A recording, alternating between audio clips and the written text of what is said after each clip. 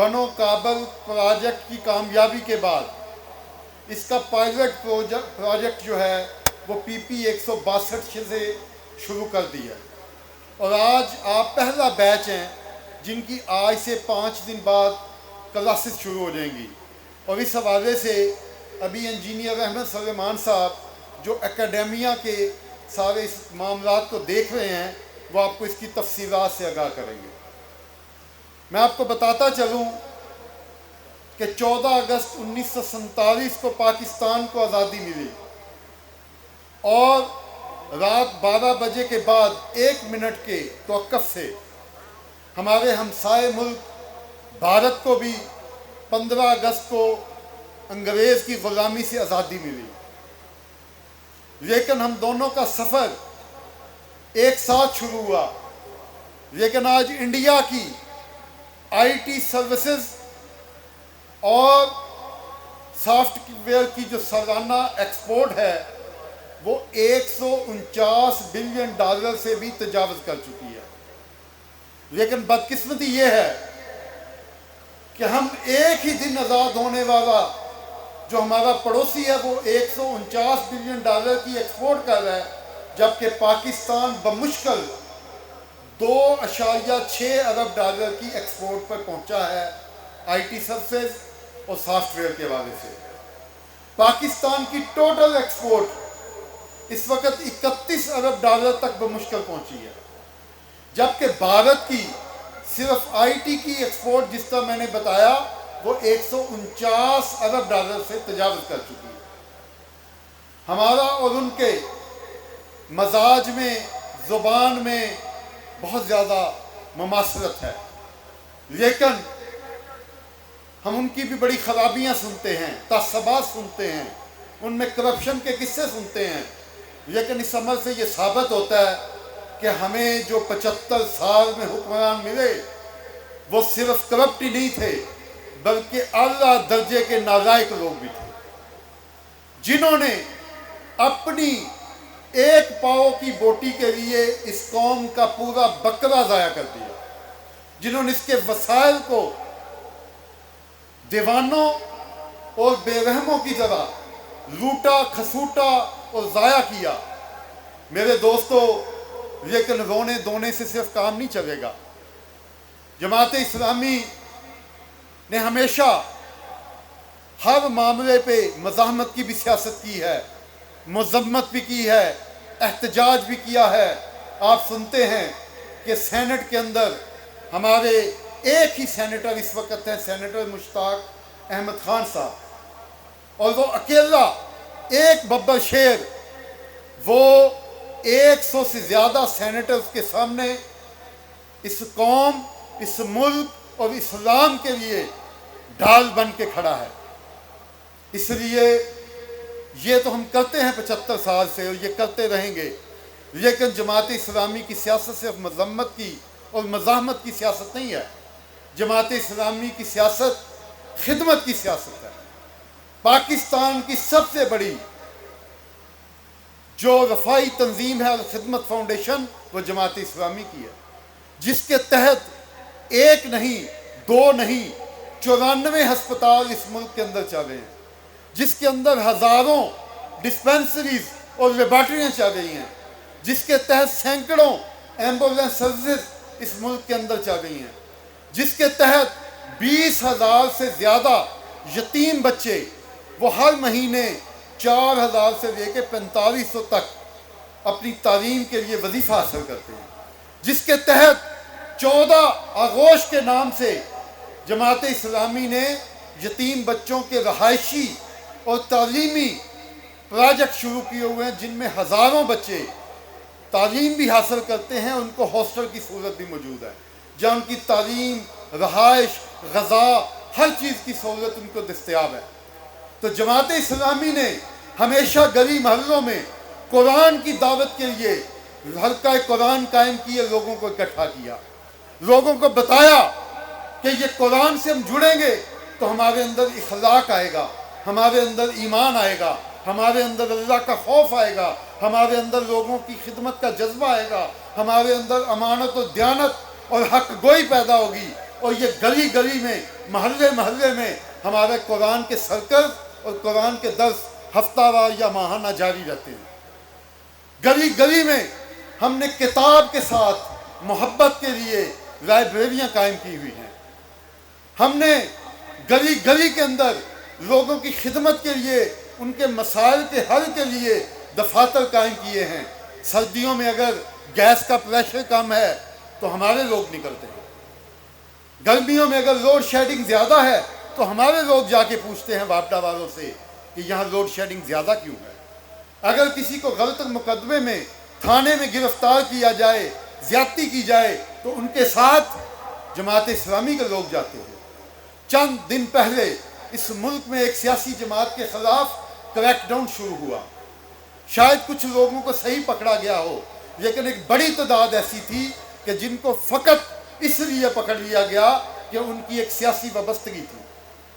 آپ کے علم میں ہے کہ پورے ملک کے اندر جماعت اسلامی نے اس کی مذمت ہی نہیں کی، بلکہ سب سے پہلے جو خواتین گرفتار کی گئی ان کی رہائی کے لیے جماعت اسلامی نکلی، کیونکہ اس سیاسی جماعت کے لوگ خوف کی وجہ سے یا اپنی مجبوری کی وجہ سے اپنے گھروں سے یا اپنے خفیہ ٹھکانوں سے نہیں نکل رہے تھے۔ اور یہاں پہ مجھے جب ہم نے سوشل میڈیا پہ اس کے لیے ایک کال سینٹر قائم کیا، ایک ہیلپ لائن دی، تو مجھے کراچی سے خواتین کے فون آئے کہ ہماری بہنوں کو اٹھایا گیا۔ میں نے حافظ نعیم الرحمان صاحب کو فون کیا اور انہوں نے خود ان سے رابطہ کر کے ان بچیوں کو چھڑوایا۔ اور اس کے بعد ہم نے بزرگوں کو، جن کا اس پورے معاملے سے کوئی لینا دینا نہیں تھا، اس لیے گرفتار کیا گیا کہ وہ کسی کارکن کے والد تھے، ہم نے ان کو تھانوں سے اور جیلوں سے جا کے چھڑوایا۔ بہرحال جتنا ہمارے باسطت میں تھا ہم کرتے رہے، جو نہیں کر سکے اس میں ہماری مجبوری تھی یا حکومت کی سخت پالیسی تھی۔ بہرحال چونکہ ہماری تربیت ہی اس حوالے سے ہے کہ کوئی آپ کو ووٹ دیتا ہے یا نہیں دیتا، آپ نے ساری زندگی ووٹوں کے لیے نہیں، اللہ تعالیٰ سے اجر لینے کے لیے اس قوم کی مخلوق خدا کی خدمت کرنا۔ ہمیں پتہ ہوتا ہے، ہمیں پتہ ہوتا ہے کہ فلاں شخص نے ہمیں ووٹ نہیں دیا، وہ ہمارے مخالف کیمپ کا ہے۔ آپ اس پروگرام کے لیے نروز ہوئے، کسی نے آپ سے آپ کی سیاسی وابستگی کا نہیں پوچھا، کسی نے آپ سے حلف نہیں لیا کہ آپ اس کورس کو فری آن لائن پڑھنے کے بعد جماعت اسلامی کو ووٹ دیں گے۔ بہرحال ہماری دعوت خدمت کی بھی ہے، ہماری دعوت لوگوں کو دیانت اور امانت کی طرف بلانے کی بھی ہے۔ ہمارا یہ مشن ہے کہ آج بنو کابل کے عنوان سے جو لرن اینڈ ارن کا پروجیکٹ ہم شروع کیا ہے، یہ پہلا بیچ آپ پہ مشتمل ہے، دوسرا بیچ ہماری بیٹیوں کے لیے ہے، اور وہ اگلے مہینے اس کی بھی ہم کلاسز الگ سے شروع کرنے والے ہیں۔ اس کو ہم ویمن ایمپاورمنٹ پروگرام کے نام سے بنو کابل میگا پروجیکٹ کے تحت وہ بھی شروع ہوگا، اور اس کا دائرہ پورے لاہور میں پھیلایا جائے گا۔ اور انشاءاللہ ہمارا ٹارگٹ ہے کہ ہم لاہور میں ہزاروں نوجوانوں کو آئی ٹی کے مفت کورسز کروائیں گے، اور آپ میں سے جو ہائی اچیورز ہوں گے ان کو ہم 4 مہینے کا ایکسٹینڈڈ پروگرام آن کیمپس اور آن لائن دونوں طرح سے کروائیں گے۔ اور اس حوالے سے لاہور کی ایک معروف یونیورسٹی لیڈز یونیورسٹی کے ساتھ ہمارا کولیبوریشن ہوا ہے، جو اس کی ساری کورس ڈیزائننگ میں، اس کی ٹیسٹنگ میں، اور آپ کو جو سرٹیفکیٹ ملیں گے وہ بھی لیڈز یونیورسٹی کی طرف سے جاری ہوں گے۔ اور یہ ایک چارٹرڈ یونیورسٹی کے جو سرٹیفکیٹس ہیں، یہ انشاءاللہ آپ کو جاب حاصل کرنے کے اندر بھی آپ کے کام آئیں گے۔ اور اگر کوئی نوجوان جاب کرنا نہیں چاہتا بلکہ وہ خود فری لانسنگ کرنا چاہتا ہے، خاص طور پہ خواتین کے اندر جاب کرنا مشکل ہوتا ہے، ان کے بچے ہوتے ہیں، ان کی گھر کی ذمہ داریاں ہوتی ہیں، ان کو ہم کمپنسیٹ کرنے کے لیے ہم مواخات کے نام سے الخدمت فاؤنڈیشن کا ایک پروجیکٹ چل رہا ہے، اس کے تحت ہم ان کو کمپیوٹر اور سسٹم جو ہے وہ بغیر سود کے آسان اقساط پر ان کو لے کے دیں گے، ان کے لیے ان کو قرضے فراہم کیے جائیں گے، تاکہ ہماری بہنیں، ہماری بیٹیاں، ان کو گھروں سے نکلنا نہ پڑے، وہ گھر میں بیٹھے ہی web designing, graphic designing, freelancing, digital marketing और सोशल मीडिया मैनेजमेंट और ई कॉमर्स जैसे कोर्सेज के बाद जब स्किल हासिल करेंगी तो इस तरह का आउटसोर्सिंग उनको काम मिलेगा। और हमारा टारगेट है कि हम इंशाअल्लाह ताला ये बैच जो हैं, जब तक अल्लाह ताला हमें तौफीक देगा, हमें सकत देगा, हमें हिम्मत देगा, हम इंशाअल्लाह ताला इस मिशन को जारी रखेंगे। और हमारा टारगेट है कि ये लाहौर से शुरू होने वाला, कराची से शुरू होने वाला ये प्रोजेक्ट हम पूरे पंजाब में फैलाएंगे और फिर पूरे पाकिस्तान में फैलाएंगे। और पाकिस्तान की इंशाअल्लाह ताला अगर हमें इस कौम ने मौका दिया तो हमारा अज़म है कि इस मुल्क की आईटी सर्विसेज और सॉफ्टवेयर की एक्सपोर्ट 30 बिलियन डॉलर तक पहुंचाएंगे इंशाअल्लाह ताला।